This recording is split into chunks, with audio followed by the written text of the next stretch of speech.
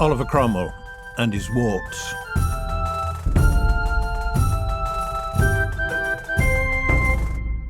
Here's a question for you. Which horribly famous person gets their big head in 1 million photos every year? Is it A. Queen Victoria, B. Darren Squigley from Class 3B, C. Oliver Cromwell? Well, the answer's horribly obvious, really, since you're about to find out all about Oliver Cromwell. Oliver gets his picture taken so often because his statue stands right outside the Houses of Parliament in London. It's often used by the pigeons for target practice. You'd think that having a statue outside Westminster would mean that you're pretty popular, but the fact is that many people still can't stand Ollie, even though he's been dead for over 300 years. So, why is Oliver so unpopular? Well, for a start, he's known as the father of British Parliament, which means he has a lot to answer for. He also didn't win too many friends by chopping off a king's head. The British tend to be fond of their royals. You won't find Oliver in any list of kings and queens, yet for 5 years he ran the country. Some people claim he was a big-headed tyrant, others that he was a great man. Keep listening to find out why you might find Oliver at a football match, how he embarrassed the guests at his daughter's wedding, and why his head kept popping up long after he was buried.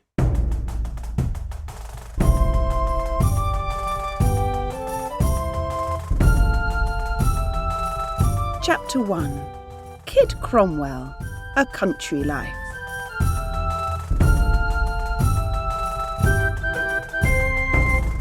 Oliver Cromwell may have ended up a king-crunching revolutionary, a military genius and the only dictator in English history, but he started off as a farmer. No one had even heard of Cromwell before he was 40 years old. Most 40-year-olds in 17th century England were thinking about their funeral arrangements. Not Oliver. He was just getting started. Oliver Cromwell was born on the 25th of April, 1599. A year and a half later, another baby was born.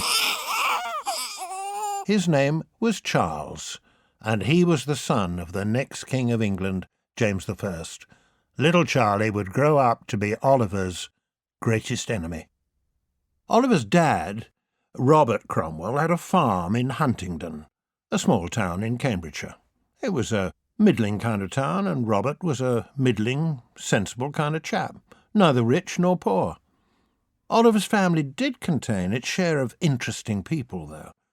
His great-great-uncle, Thomas Cromwell, had been Henry VIII's head hitman and a big favourite with Henry, until Tom made the mistake of suggesting he married Anne of Cleves. Henry thought Anne was as ugly as a horse and chopped off Thomas's tough nut in revenge. Oliver's grandfather, Henry Cromwell, was known as the Golden Knight. He married the daughter of a Lord Mayor of London and had Queen Elizabeth I to dinner at his house. Sir Oliver Cromwell was our Ollie's uncle. When King James I stayed at his house, the Scottish monarch declared, "Mary Mon, thou hast cleated me better than anyone since I left Edinburgh." This can be roughly translated as, "Great party, Ollie." Little's known about Ollie's childhood. Since he didn't do anything remarkable in his first 40 years, no one took much notice of him. What we do know can only be pieced together from stories. If the tales are true, though, he was a bit of a tearaway. He rode horses, skipped school, and broke down hedges. And at school he certainly wasn't teacher's pet. More than once he got a sound whipping from his teacher. Oliver didn't show much sign of being a genius, but when he was 17, he did go on to Cambridge University. There, he got himself a reputation for being one of the chief matchmakers and players of football. In those days, football was a rather different game from the one we know today. One Puritan compared it to a friendly kind of fight, and that was putting it mildly.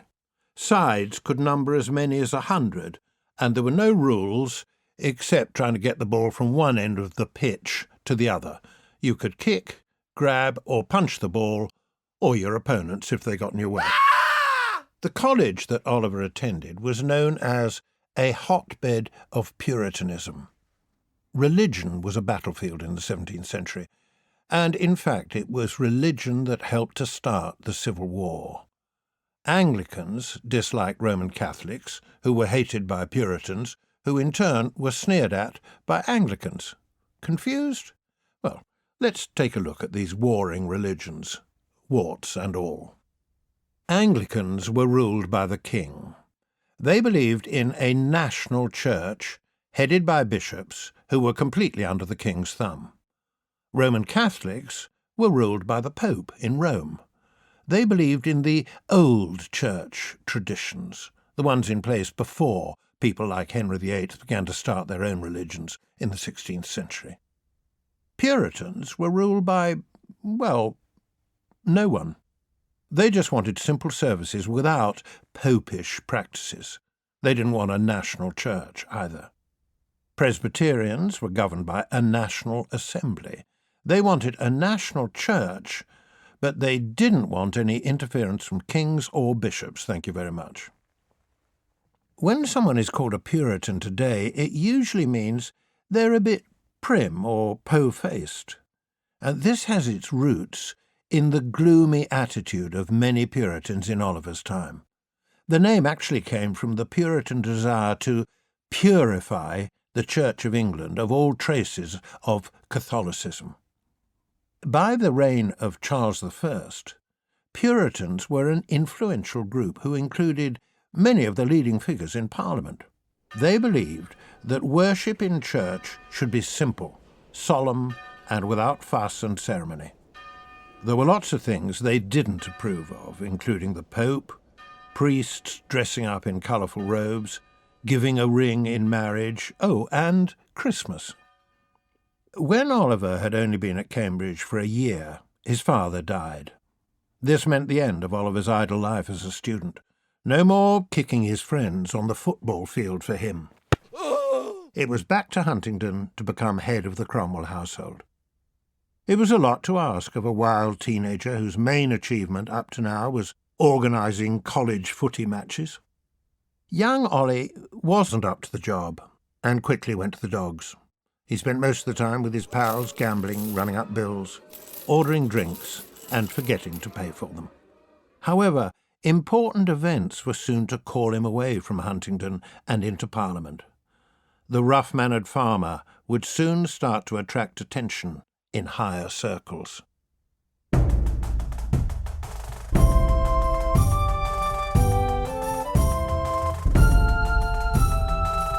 Chapter 2.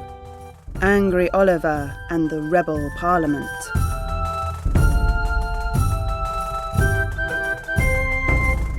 In 1620, at the age of 21, Oliver put his wild days behind him and got married.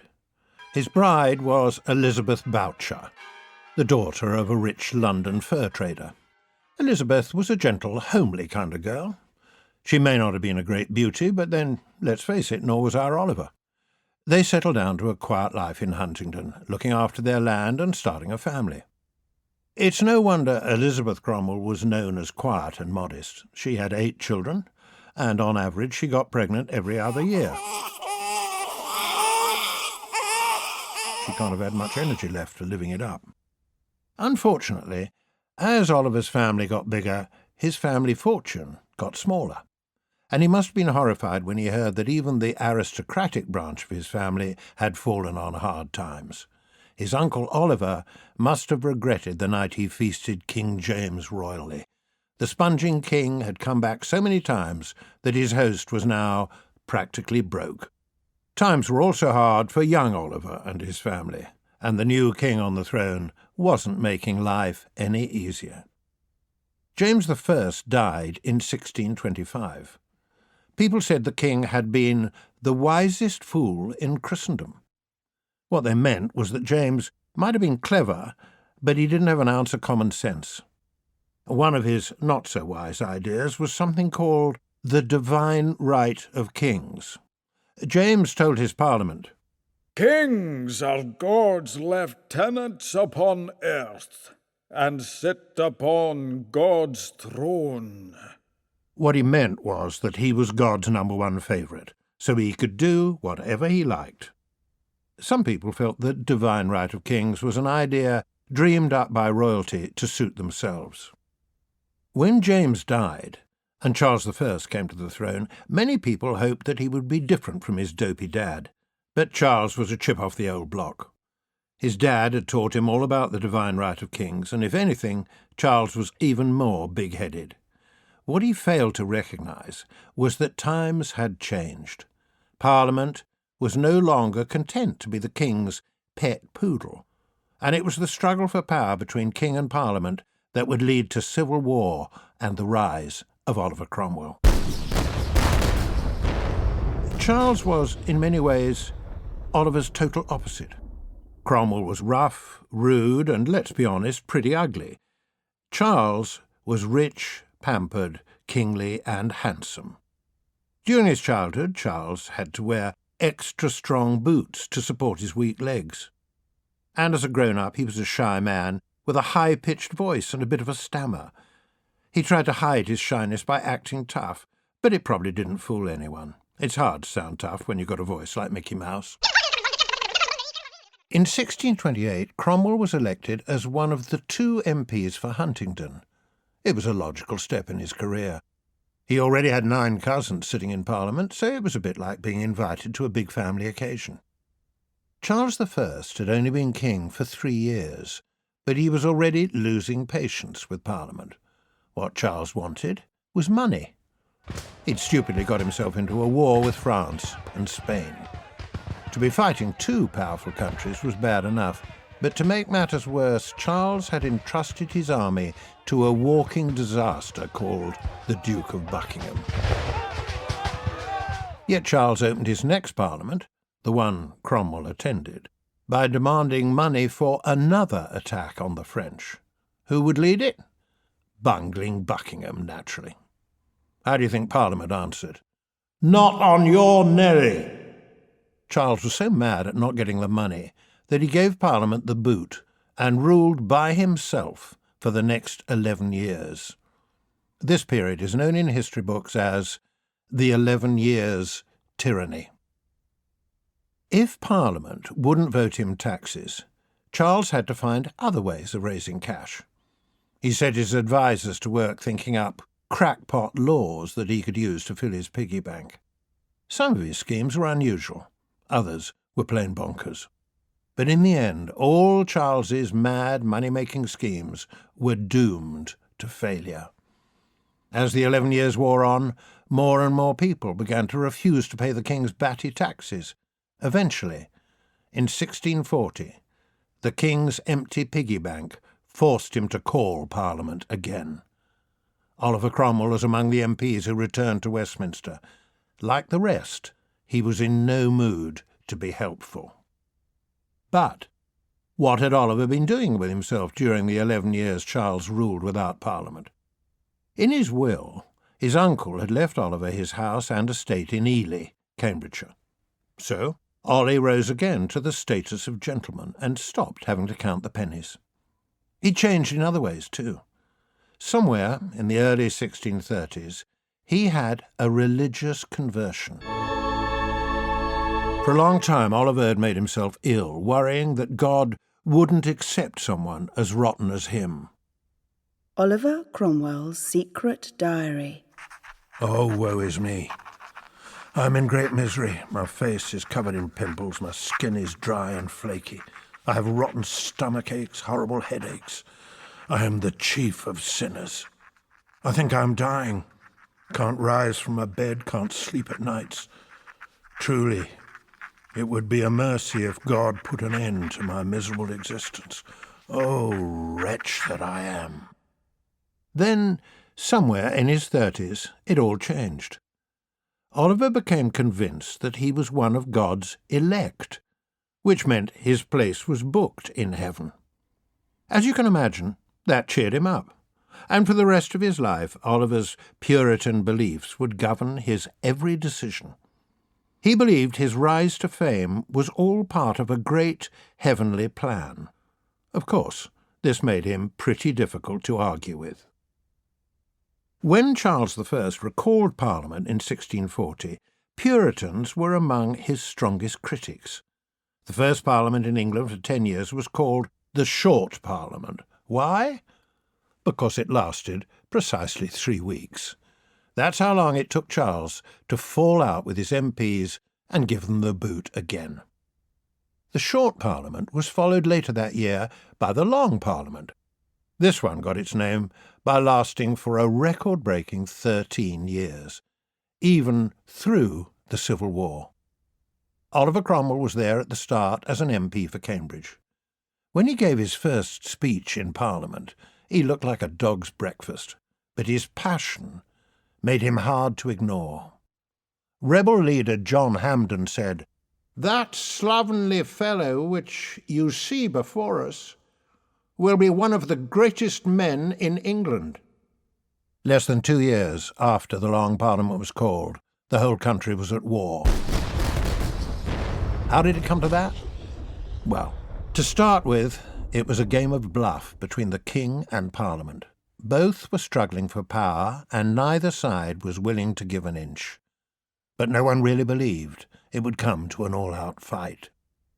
John Pym, the leader of the rebels in Parliament, was quick to see the danger. To unite opposition to the King, he drew up a document called the Grand Remonstrance. This was the longest whinge in history. It had no less than 200 clauses, listing every gripe and grudge that Parliament held against the King for the last 16 years.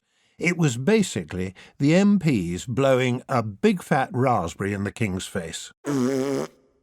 Oliver Cromwell was, naturally, on the side of Parliament. Many Royalist MPs, however, thought poking their tongues out at the King was going too far. After a long and bitter debate, the Grand Remonstrance was passed by just 11 votes. For Charles, this was the last straw. In a sensational move, the King burst in on Parliament today to arrest 5 of the leading rebels. For months, a showdown has been looming between the King and Parliament's ringleader, John Pym. King Pym, as Londoners call him, had recently enraged Charles by calling for Queen Henrietta Maria to be imprisoned. Charles replied by accusing Pym and 4 other MPs of treason. Instead of going into hiding, Pym has challenged the King to act by remaining in the House of Commons. The Commons was silent as Charles entered with a troop of soldiers. He scanned the rows of faces for his enemies. But they were gone. As Charles had come in the front door, Pym and his pals had escaped out the back. All year the struggle between the King and Parliament had been smouldering. Now Charles's attempt to use force had lit the blue touch paper. Whatever promises he made to Parliament, he had shown that he meant to rule as a dictator. England was on the brink of war, and our Ollie was about to become horribly famous.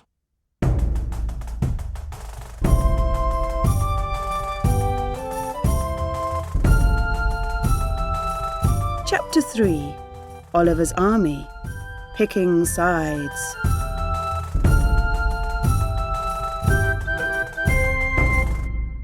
On the 21st of August, the country woke up to find itself at war. It's official. After all the rumours and threats, war has been declared. This morning, the King raised his standard at Nottingham. The country is already dividing for or against him. Parliament holds all the main ports, including London and Bristol, and the Navy has also run up the flag for the rebels. It was a bit of a shock, to say the least. War against old enemies like France or Spain was nothing new, but this was a war where both sides were, damn it, English. The 2 enemy sides in the war were known as Cavaliers, supporters of the King, and Roundheads, supporters of Parliament. The richer cavaliers could usually be recognised by their fashion taste. They loved to cut a dash in lace, ribbons, and rustling silks.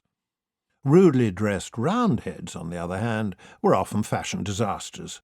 Strict Puritans believed that plain clothes showed a humble heart. The quarrel between King and Parliament split the country down the middle. Roughly speaking, the north and west, including Wales, were for the King, while the south and the east were cheering for Parliament. The Midlands had trouble making up its mind.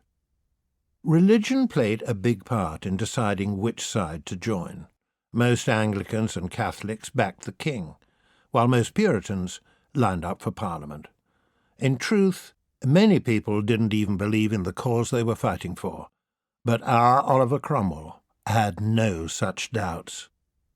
Oliver Cromwell's Secret Diary. 29th of August, 1642. War at last. About time. I'm sick of all the waiting. Today I went into Huntingdon to start recruiting. I spoke plain with them. My commission says we're fighting for King and Parliament. What a pile of horse dung. Everyone knows we're fighting against the King. I told the townsfolk, if the King himself happens to be in the ranks of the army I'm charging, I'll shoot him dead like any other man. If they couldn't do the same, they shouldn't sign up with me. I fancy this blunt-speaking won many hearts. Too bad if it didn't. I don't want any dithering milksops in my army. At the start of the war, the two sides were fairly evenly matched.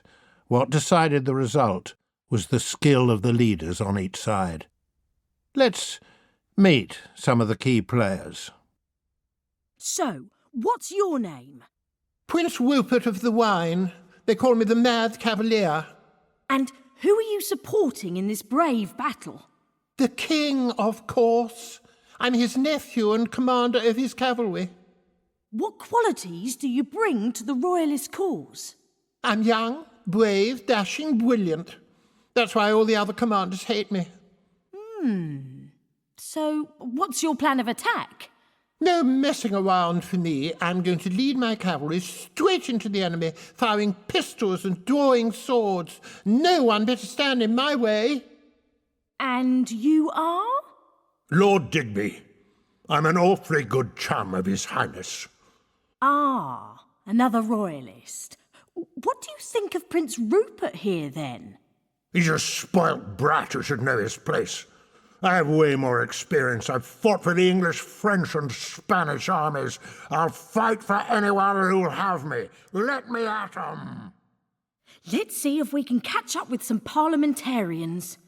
I'm the Earl of Essex, commander of the Parliamentarian Army. And you're ready to lead your men to their doom? My motto is ready to die. I'm taking my coffin to war with me. Is everyone involved in this battle, Batty? Let's meet Sir Thomas Fairfax, Commander-in-Chief of Parliament's new model army, and find out. They call me Black Tom because of my long black locks. Don't be deceived by my mild-mannered exterior. When I get into battle, I'm a maniac. Essex is taking a coffin to battle with him. What will you be taking? My wife. She's as much of a wildcat as me. Who do we have left, then? Nobody important.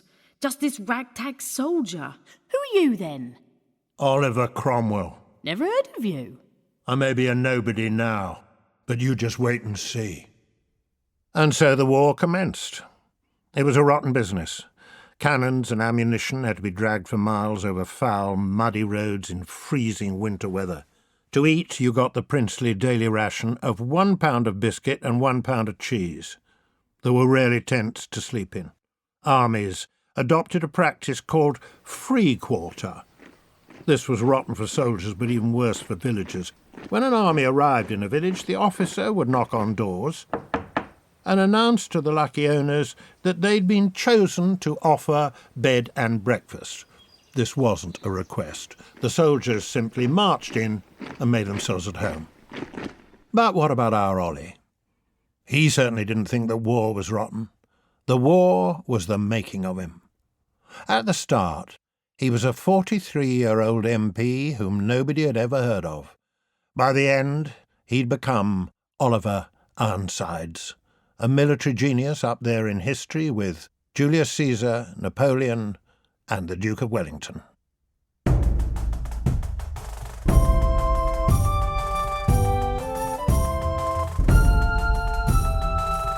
Chapter 4. Oliver and the Not-So-Civil War.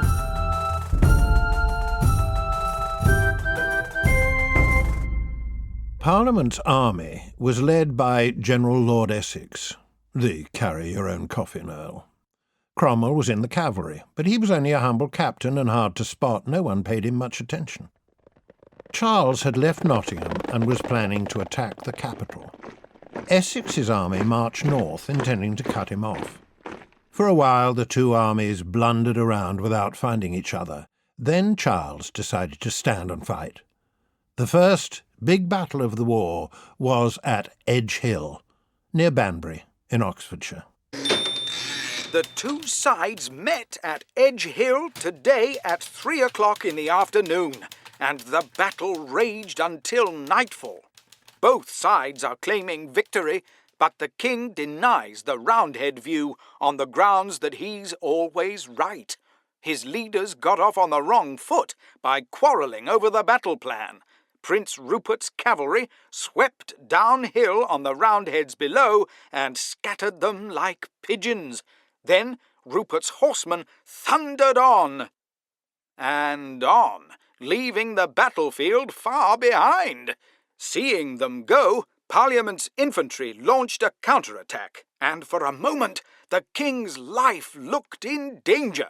But Rupert dashed back to save the day. The fact was that at Edge Hill the Royalists blew their chance of kicking off with a win. Charles blundered by taking command of his army, since he hadn't the faintest clue how to fight a battle. Despite this, Rupert's charge could have won the day, but he blew it by galloping off, caught up in the heat of the chase. Parliament then fought back to claim a draw. So, where was Oliver Cromwell in all this? His enemies later claimed he was too cowardly even to show up at Edge Hill. One Royalist story claims Oliver climbed a church steeple to avoid the battle and swung around on a bell rope. Here's Ollie's version of events. Oliver Cromwell's Secret Diary. 23rd of October, 1642. What a day. Spent most of it trying to find our army and the blasted battle. Eventually found a church tower and climbed up to get a better view. Saw the king's forces drawn up on a hill and our army in the plain below. By the time I joined the battle, I could see our men were being beaten on every side. The Royalist cavalry are gentlemen's sons, young men of quality. Look at our troops. Doddery old servants more used to holding a mug of ale than a musket. Until we get men of spirit, we'll get hammered every time. Cromwell may not have played a big part in the Battle of Edge Hill, but he learnt some valuable lessons from it. The memory of Rupert's charge stuck with him. He needed to build a cavalry that would be a match for the pin-up prince. Cromwell could have looked for sons of gentlemen like Rupert, but instead he went out of his way to recruit commoners and poor men. I'd rather have a plain russet-coated captain that knows what he fights for and loves what he knows than that which you call a gentleman and nothing else. The real quality that Colonel Cromwell, he'd been promoted by the way, looked for in his recruits wasn't nobility or toughness, it was religion. Remember, Cromwell was a devout Puritan. Puritans were disciplined and godly, and they didn't fight amongst themselves, mutiny, drink or steal, which was the normal routine for an army in those days. And by May 1643, Cromwell had recruited 2,000 disciplined and godly soldiers. He called them his lovely company.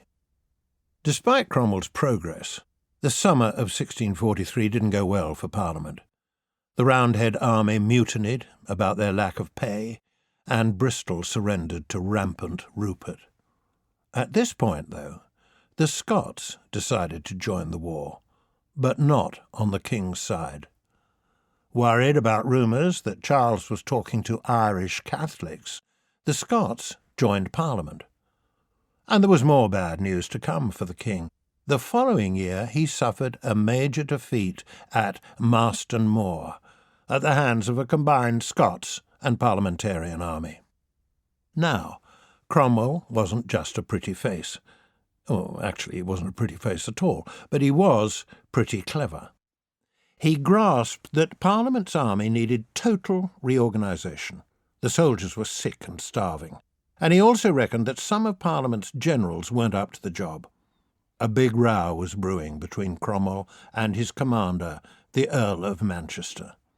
Manchester was horrified that Cromwell was making officers out of footmen and cart drivers, and a horrible truth was beginning to dawn on the Earl. If the king got the chop after the war, then wealthy lords like him might also lose their power. Manchester also moaned, "If we fight the king 100 times and beat him 90 times, he will be king still. But if he beat us but once, or the last time, we shall be hanged. We shall lose our estates, and our posterities be undone." You can imagine Oliver's reply to that kind of cowardly drivel. Oliver Cromwell's Secret Diary. 23rd of November, 1644. That Manchester is a moaning ninny. He's scared of losing the war, and he's just as scared of winning it. The weakling will have to go, and I've thought of a brilliant plan to get rid of him.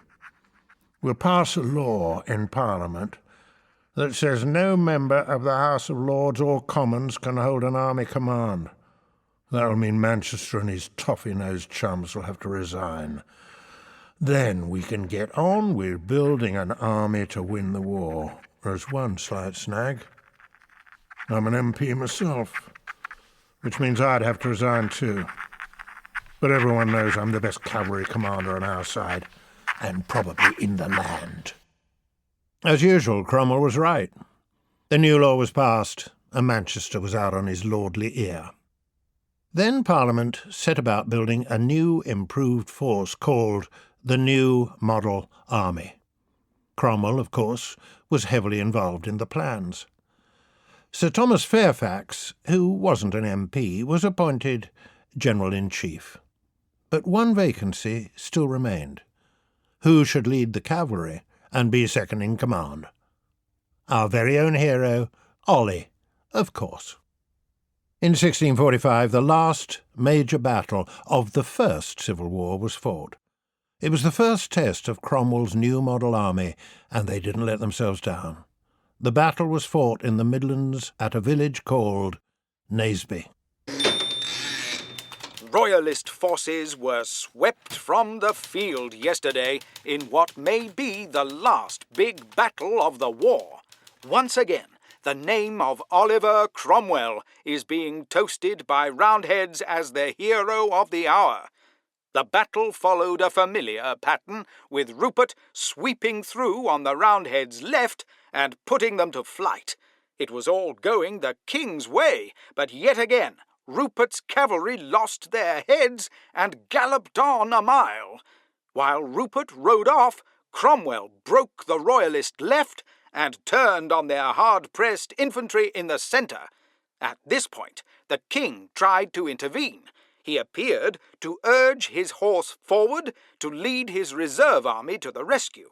It might have worked, too, if a courtier hadn't grabbed the bridle of Charles's horse to stop him from riding into danger. Seeing the king turn, his men thought he was beating a retreat and followed gladly.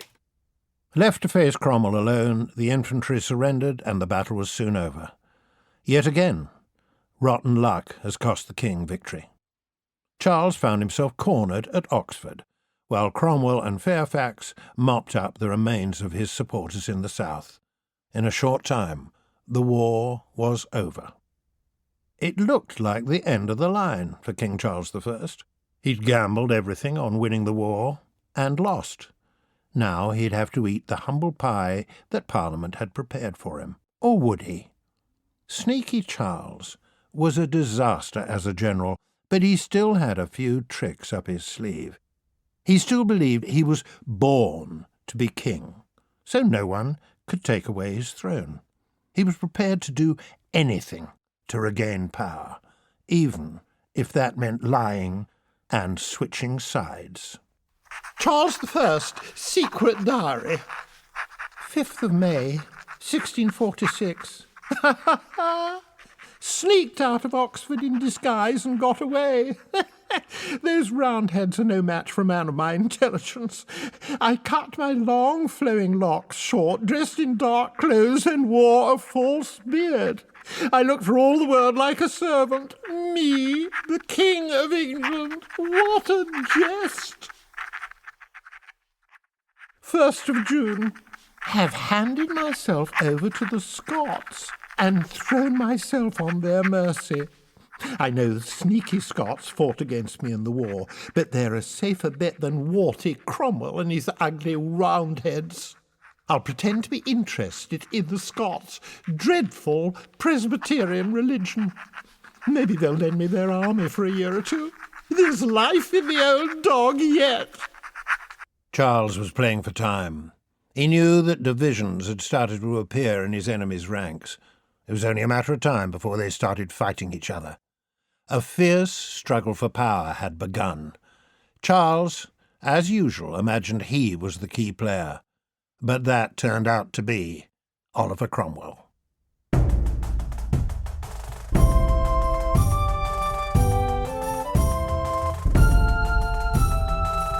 Chapter 5. Oliver and Chopping Charlie.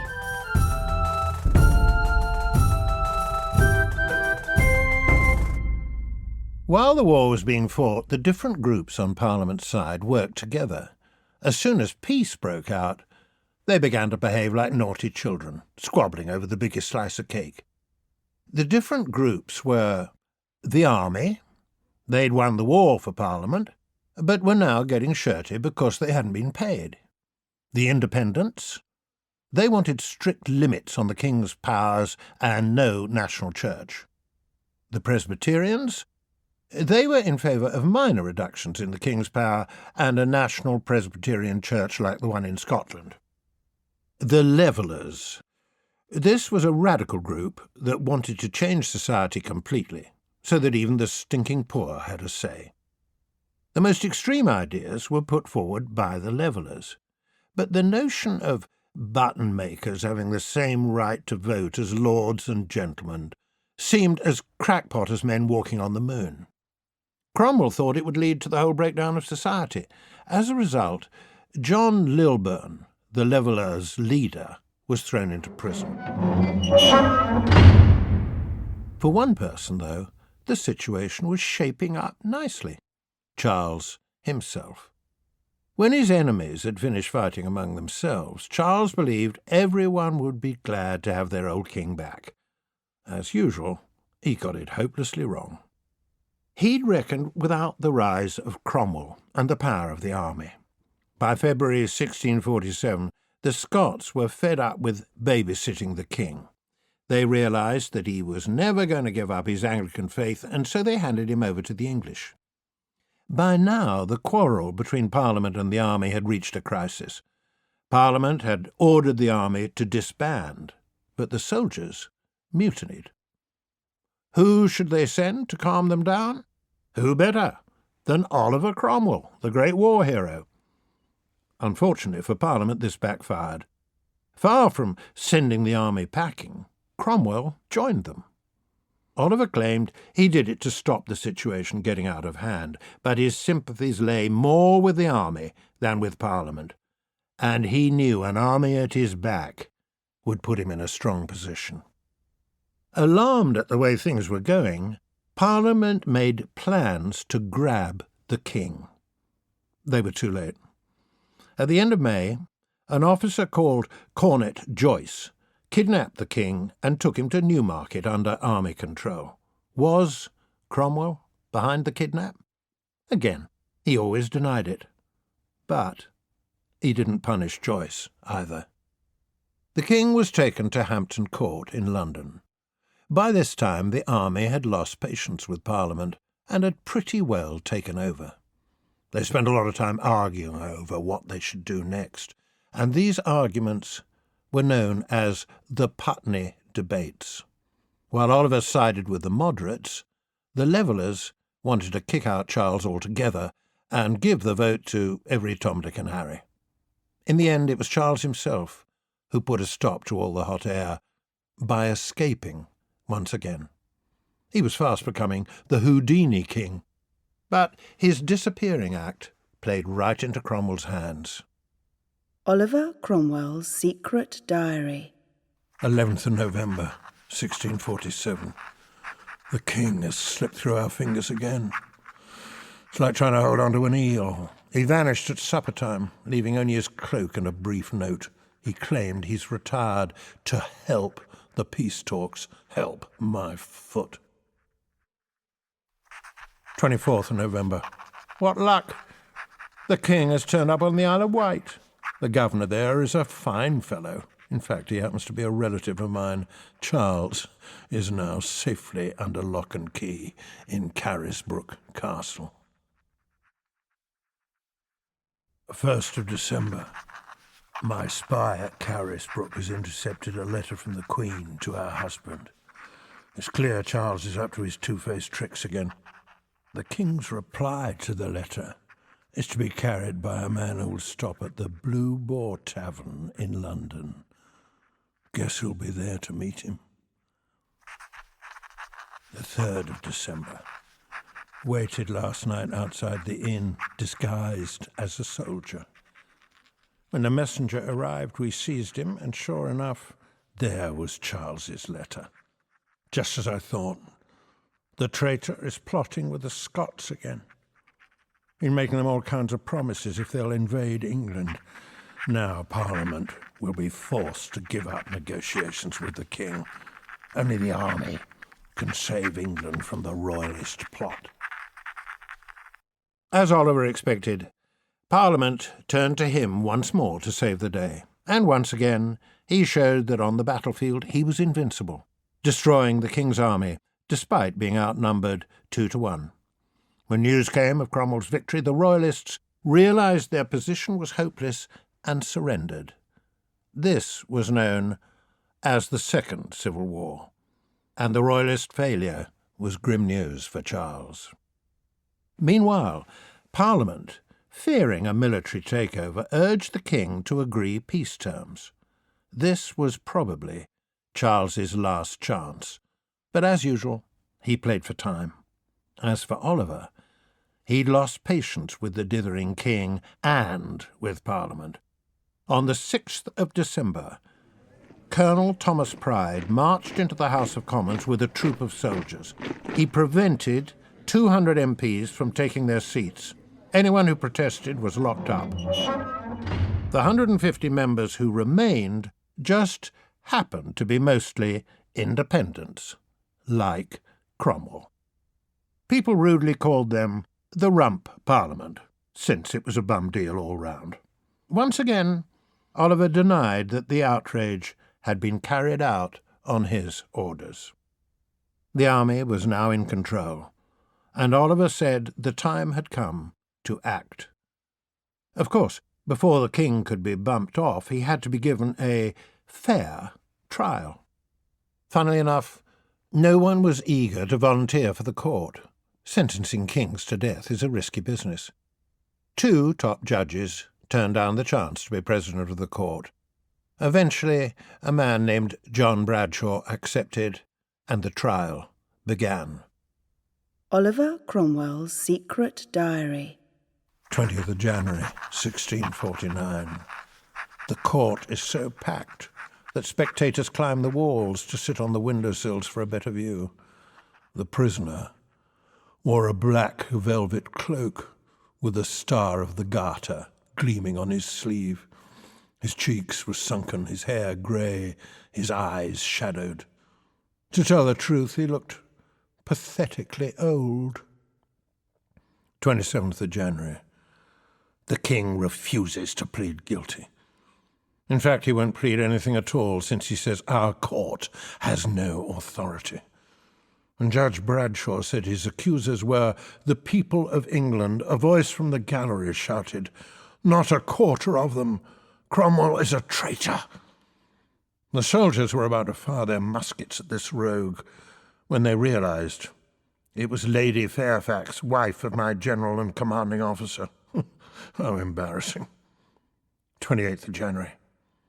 The sentence was finally read out.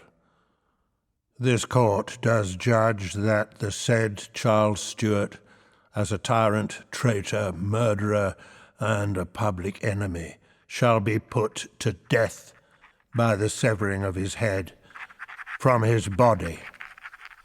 Seemed fair enough to me. There were 59 signatures on the death warrant, and Cromwell's name was third on the list. The king may have had his critics in his lifetime, but even his enemies admitted that he died like a prince. The weather was so icy that Charles secretly wore 2 shirts, worried that people might see him shivering and imagine he was afraid. But it wasn't Charles who was scared. His 2 executioners wore masks and false beards and wigs in case they were identified. Charles read his last dignified words from a piece of paper. "All the world knows that I never did begin a war first with the 2 houses of Parliament. I tell you that I am the martyr of the people." He took off his doublet, prayed for a moment, and rested his neck on the block.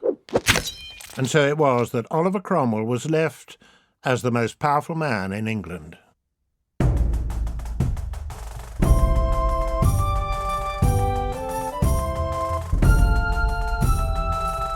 Chapter 6. Oliver and the Killjoy Commonwealth.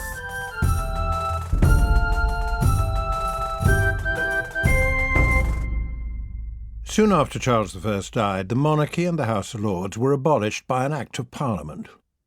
In their place, England was declared a Commonwealth. And what exactly was a Commonwealth? Well, no one was too sure, since England had never had one before. The only certain thing was that England was the only country in Europe with an empty throne. Oliver towered above everyone else in the land, but all kinds of problems faced him on every side. The Levellers were revolting, the Irish were revolting, the Scots and Charles's son, Charles II, were plotting. The most dangerous threat to the new Commonwealth was the Irish revolt. As usual, Cromwell didn't waste time on words. He took action, and pretty ugly action at that. He was well known for his hatred of Irish Catholicism, but no one expected such a ferocious start to his campaign as he laid siege to the towns of Drogheda and Wexford and crushed the enemy. Cromwell's cruelty would make him a hate figure in Ireland for all time. Back in England, however, he returned a conquering hero. But there was little time for congratulations. Soon the Scots were on the march and threatening to restore Charles II to the English throne. In fact, Cromwell's Scottish campaign came close to disaster. For the life of him, he couldn't find his enemy. By the time he turned for home, his army was exhausted and starving. Then suddenly, at Dunbar, the Scots army finally showed up with 22,000 men. Oliver, in comparison, had only 11,000, and most of them were only fit to crawl into bed. He was trapped. For the first time, it looked like a thrashing for the invincible Ironsides. He wrote home, "We have much hope in the Lord," which was just as well, since he needed a miracle. Being Cromwell, though, he got one. The Scottish Parliament meddled in the battle plans, ordering their commander to abandon his very strong position on a hill and take up a very weak position on level ground. Oliver, watching, must have practically jumped for joy. At 4 a.m, he launched a surprise attack and routed the enemy before breakfast. The following January, Charles Jr. was crowned King of Scotland. In August he marched south with an army, hoping to reach London. But Cromwell caught up with him at Worcester. It was like a rerun of all those old Civil War battles, and once again Ironsides proved he was unbeatable. Charles II was no military genius, but at least he'd inherited one of his father's talents. He knew when to escape. Disguised as a servant, he managed to get on a boat to France. By that time, many people were fed up with the Commonwealth and wondering if kings weren't such a bad idea after all. The Rump Parliament was still in power, and it was dominated by prim Puritans. Since the beginning of the Civil War, they'd launched a crusade to rid society of a shocking evil: people having fun.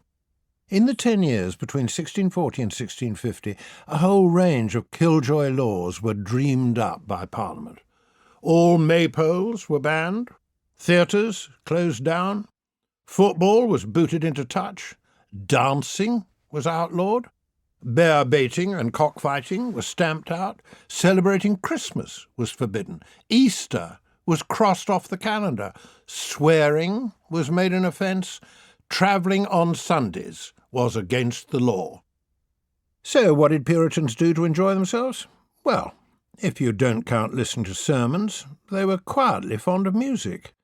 Cromwell himself was a great music lover. In fact, he liked music so much that he had the organ from Magdalen College at Oxford University brought to Hampton Court, so he could hear it played more often.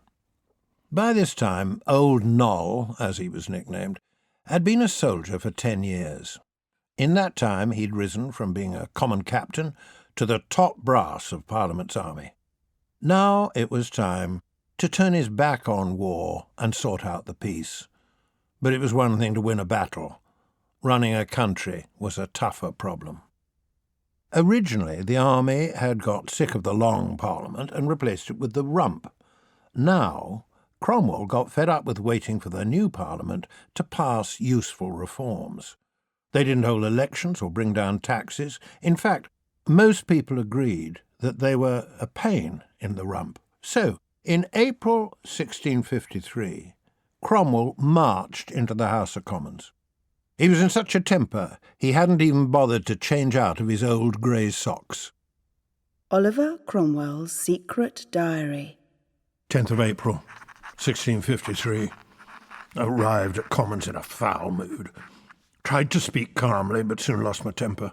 Found I was striding up and down, stamping the floor and shouting, "Call yourself a parliament? I say you are no parliament. In the name of God, go!" And one of the MPs actually tried to calm me down, the nerve of it. I called in the soldiers.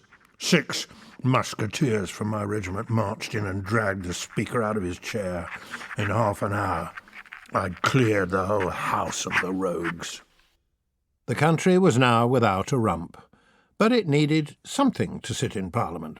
Enter the Barebones Parliament. Of all the potty parliaments to sit in the House of Commons, the Barebones was the biggest flop. Cromwell's idea must have seemed brilliant at the time. He would hand-pick a parliament of honest, godly men, just like himself. They might have been godly, but none of them had a clue about running a country. In less than a year, the Barebones Parliament collapsed. Oliver was now the only man capable of ruling Britain, and the only one with an army behind him. With a series of parliaments ending in a shambles, and Charles II waiting in France, it was now up to Old Noll to hold the reins of power alone. It was only a short hop, skip and a jump to becoming king.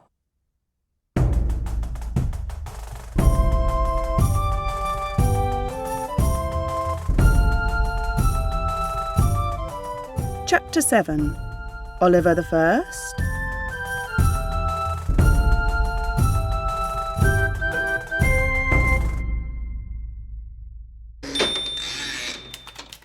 Oliver Cromwell was today proclaimed Lord Protector of England, Scotland and Ireland.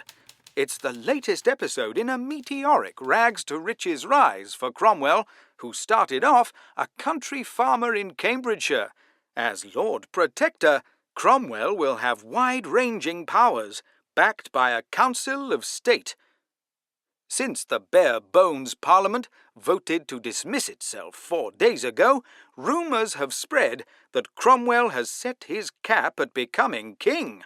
Friends say the idea has been raised, but Cromwell is not keen to jump into the shoes of Charles I. Still, from now on, Cromwell will be addressed as His Highness the Lord Protector, and he'll move into the King's old palace at Whitehall. Let's take a look at Oliver at the height of his power. He was nearly 55 years old. In the Stuart age, that would have qualified him for his bus pass. It was the custom of the age for portraits to be painted in heroic style. Typically, Oliver had to be different. He didn't want to be painted as a romantic hero. If he had to have his portrait done, he wanted a plain, honest picture. The tale goes that he threatened not to pay the artist a penny unless the portrait showed him warts and all, which is where the saying comes from. Flatter me not at all, but remark all this toughness, pimples and warts, and everything as you see me. The people of England were certainly tired of the mess Parliament was making, but many believed Cromwell was getting too big for his boots. Many thought he was just biding his time until he could become King Oliver I. Royalists weren't willing to stand by and see that happen. They believed that if they could only bump off Cromwell, then the Commonwealth would crumble and Charles II would make a comeback. The first serious plot against Cromwell came in 1654. A former Royalist colonel, John Gerard, planned to seize the Protector with a company of 30 men as Cromwell travelled between Whitehall and Hampton Court. Luckily for Oliver, his master spy found out the plot, and instead of going by coach, Cromwell took a barge down the Thames. He left his ambushers looking pretty silly with no one to ambush. Another plot came to light 3 years later. In fact, it wasn't one, but 3 murky plots, just to make sure. The first involved 2 men called Cecil and Sindercombe, blowing Cromwell to bits as his coach went by. They were going to use lethal, screwed guns containing 12 bullets and a slug. No, not the squashy variety. This plot was foiled by Cromwell again, switching routes at the last minute. The second plot was to nobble old Coppernose in Hyde Park. The old soldier, Cecil, made cunning plans for a quick escape after the murder. He had the hinges of a gate filed through, wore special lightweight clothes, and even borrowed a swift horse. Unfortunately, the horse caught a cold and the plan was put to bed with a hot water bottle. The final plot took no chances. The plan was to blow up Cromwell's palace at Whitehall by planting explosives in the chapel. At this point, one of the plotter's accomplices gave the game away. It wasn't only secret plots that threatened the Protector. In 1655, there was another rising against the government, led by a royalist colonel called Penruddock. Cromwell's response was to turn to the army again. He appointed 11 major generals to keep order. Each of them was given a different part of the country to police, and their powers ranged from enforcing the Sabbath to closing theatres. With the country already in a fun-free zone, you can guess how popular the major generals were. Cromwell certainly ruled the land with an iron fist. But did that mean he lived a dull, simple life himself? Far from it. At Cromwell's court in Whitehall Palace, he lived like a king. Oliver knew how to throw a party, too. There was nothing miserly or dull about the wedding party for his daughter Frances in 1657. Oliver Cromwell's Secret Diary. 11th of November, 1657. A day of mirth and frolic. The wedding party got underway with a modest entertainment I'd ordered for the occasion, a simple band of 48 violins and 50 trumpets. No wedding is complete without a few jests, and who better than the bride's father to provide them? How the ladies shrieked when I started throwing sherry over their fine dresses. Sometimes I put a sticky sweetmeat on a chair just as a guest was about to sit down. How I howled when they stood up with it stuck to their bottom. My son-in-law begged me not to go any further, but I replied by plucking off his wig. I pretended to throw it in the fire and ended up sitting on it. That brought the house down, I can tell you. This may not sound like the behaviour of a Lord Protector, but Cromwell was no ordinary ruler. He could be solemn one minute and having a pillow fight with his pals the next. What's more, he'd come a long way since his first speech in Parliament wearing a baggy old suit. For his daughter's wedding, Oliver cut a dash in grey velvet breeches and doublet, a pair of silk stockings, Spanish leather shoes and gold-laced garters. Visitors to his court remarked that plain old Noll had even started to dress like a king.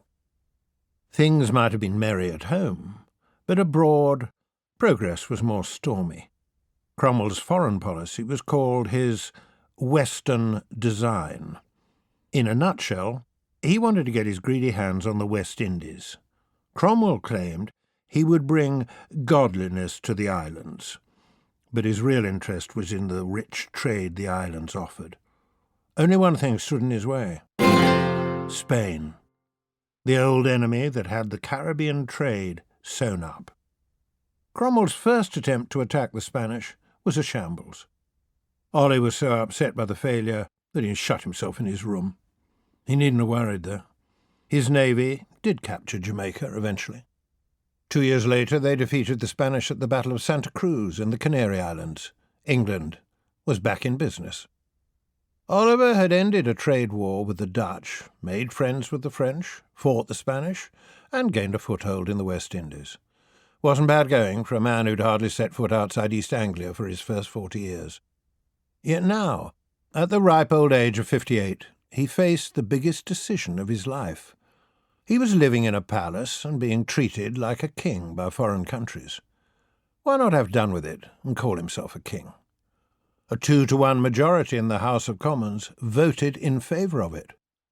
What was to stop him? Oliver Cromwell's Secret Diary. 23rd of February, 1657.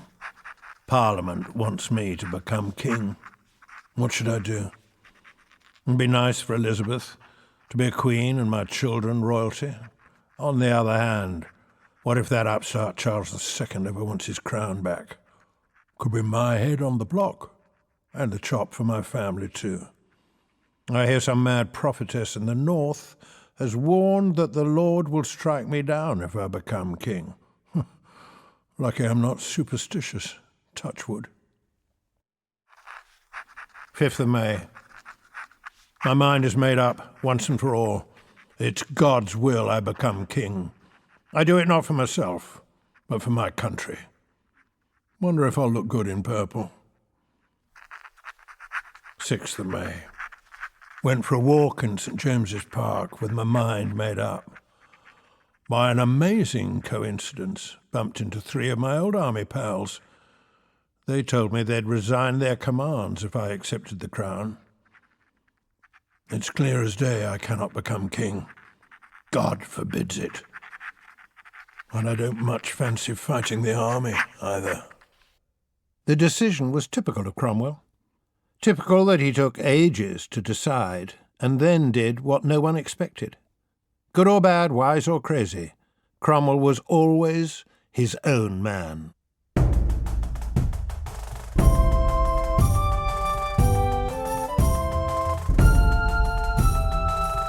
Chapter 8. Old Oliver and his Wandering Head.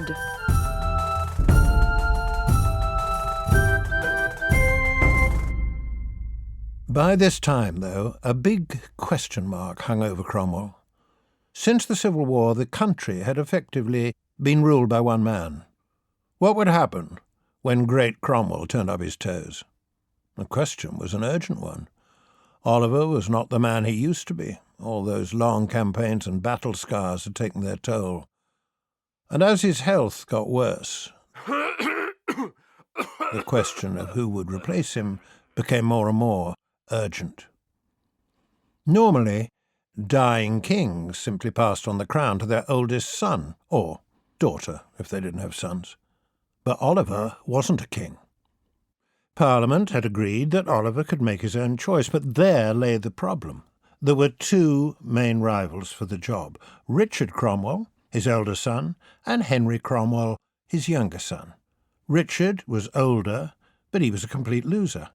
Henry was a strong character like his dad, but he was lower in the pecking order. So who should it be?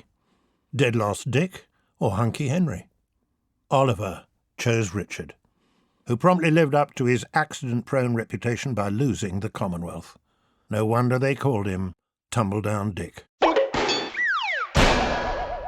The end was near for Oliver. On Thursday, the 2nd of September, the Council of State gathered at Oliver's bedside. He still hadn't got round to naming his successor, and time was running out.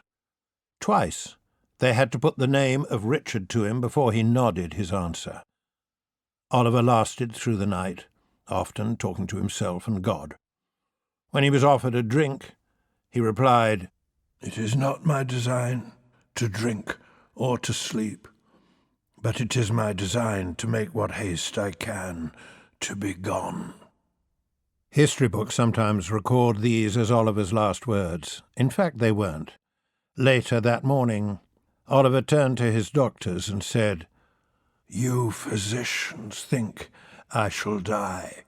I tell you, I shall not die this hour." Even in death, old Noll had to be right. He lasted some hours longer and died in the afternoon, when he was good and ready. He may have scorned a crown, but Oliver Cromwell was buried like a king today. People crowded the streets and hung from windows and rooftops to see the procession go past.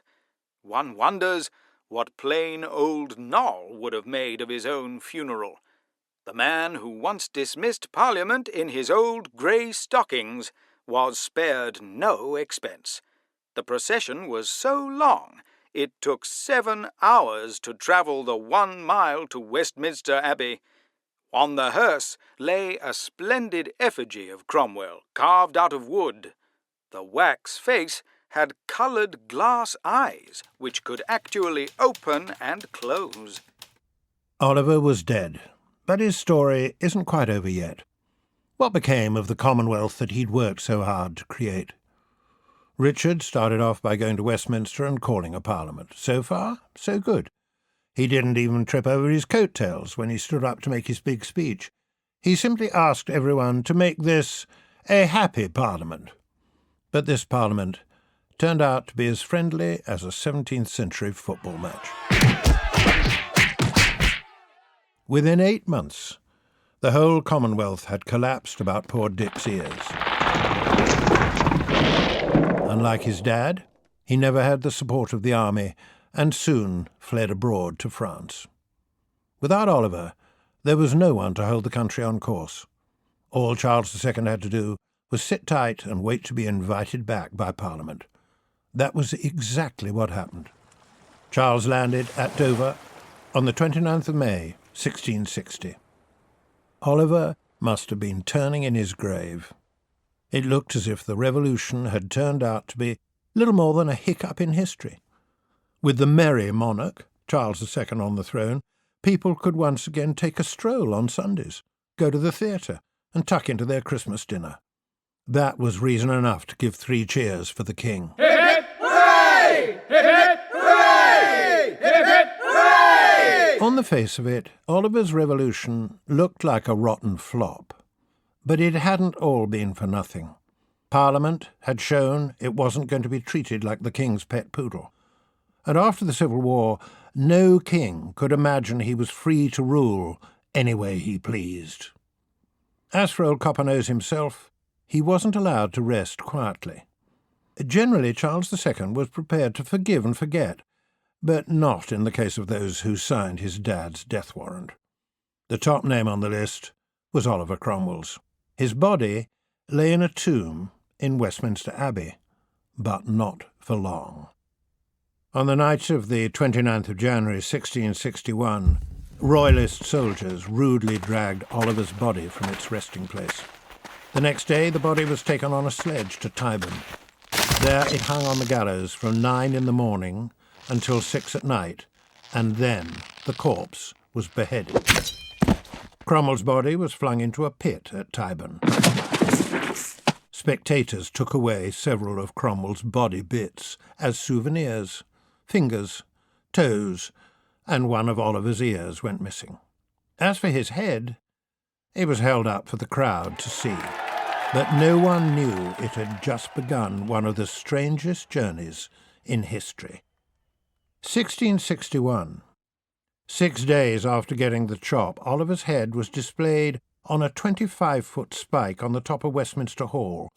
It stayed there for 24 years, until 1685.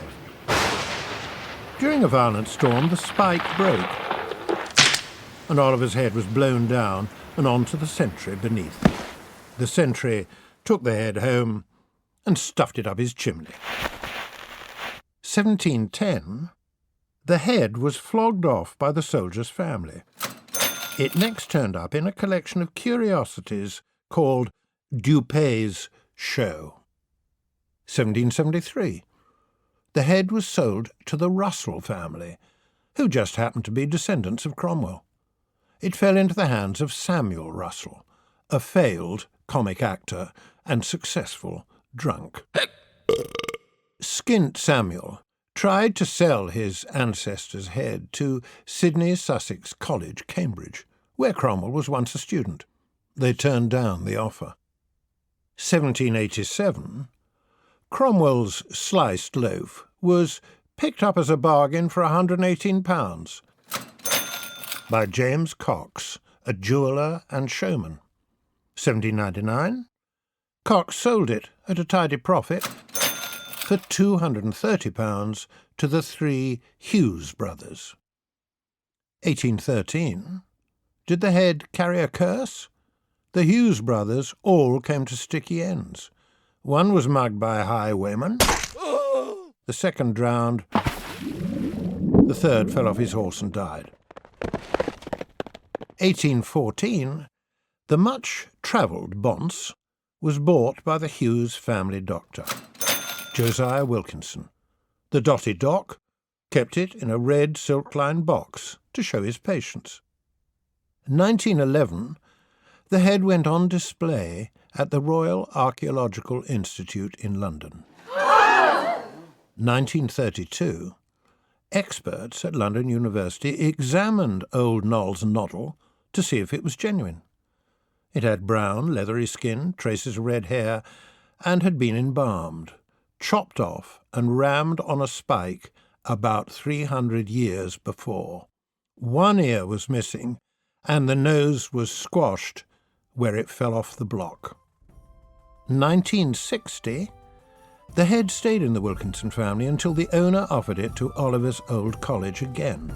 This time, it was accepted. In order to avoid being pestered by horrible headhunters, the college authorities decided to hide the mouldy relic.